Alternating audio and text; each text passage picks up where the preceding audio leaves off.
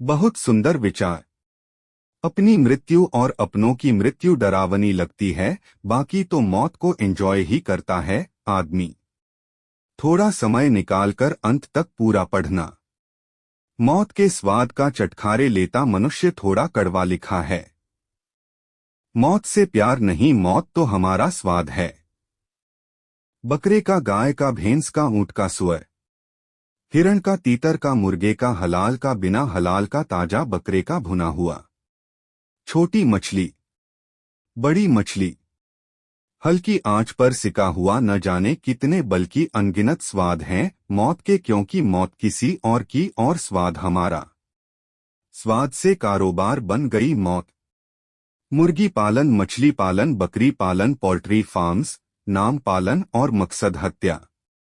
Slaughter house तक खोल दिए, वो भी ऑफिशियल, गली गली में खुले नॉन वेज रेस्टोरेंट। मौत का कारोबार नहीं तो और क्या है? मौत से प्यार और उसका कारोबार इसलिए क्योंकि मौत हमारी नहीं है। जो हमारी तरह बोल नहीं सकते, अभिव्यक्त नहीं कर सकते, अपनी सुरक्षा स्वयं करने में समर्थ नहीं हैं, उनकी असहायता को हमने अपना बल कैसे मान लिया?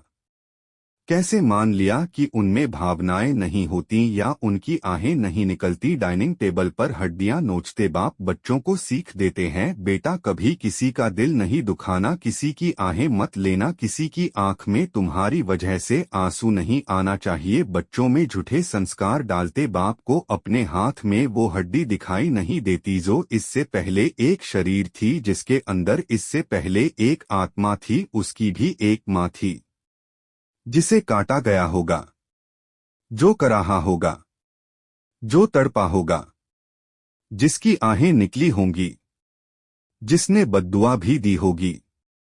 कैसे मान लिया कि जब जब धरती पर अत्याचार बढ़ेंगे तो भगवान सिर्फ तुम इंसानों की रक्षा के लिए अवतार लेंगे? क्या मूक जानवर उस परमपिता परमेश्वर की संतान नहीं हैं? क्या उस ईश्वर को उनकी रक्षा की चिंता नहीं है?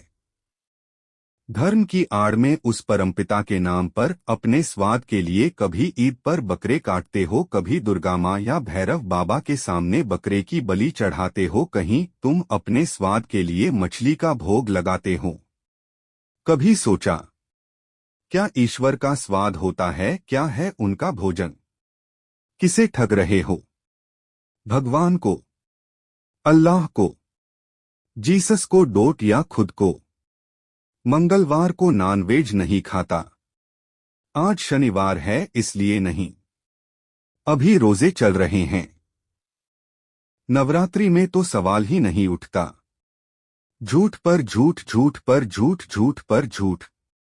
ईश्वर ने बुद्धि सिर्फ तुम्हें दी ताकि तमाम योनियों में भटकने के बाद मानव योनि में तुम जन्म मृत्यु के चक्र से निकलने का रास्ता ढूंढ सको, लेकिन तुमने इस मानव योनि को पाते ही स्वयं को भगवान समझ लिया। तुम ही कहते हो कि हम जो प्रकृति को देंगे वही प्रकृति हमें लौटाएगी। यह संकेत है ईश्वर का, प्रकृति के साथ रहो, प्रकृति के होकर रहो। सबने राम राम। आइए हम सब भाई बहन मिलकर मांसाहार भोजन का सदा सदा के लिए त्याग करें और जीवन भर के लिए शुद्ध सात्विक भोजन ही ग्रहण करने का प्रण लें। आपका जीवन मंगलमय हो, जैसा खाओ अन्न वैसा होगा मन।